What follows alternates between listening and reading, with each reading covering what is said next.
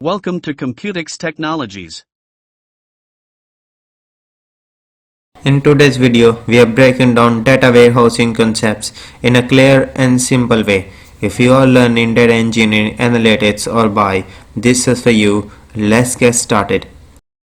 A data warehouse is a big central storage system where organizations keep all their important data for analysis and decision making. Think of it like a giant library that stores clean, organized information collected from different places like sales systems, customer apps, websites, and more.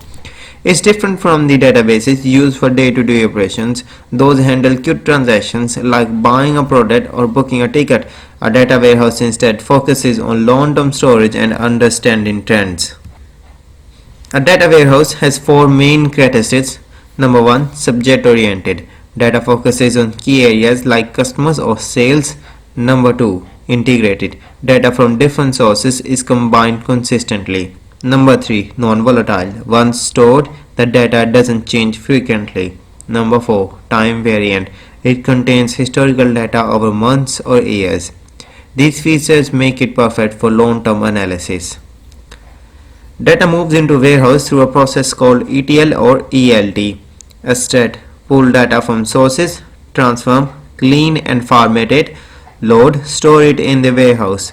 Inside the warehouse, information is organized using models like star schema, which is simple and fast, snowflake schema, which is more detailed and structured one.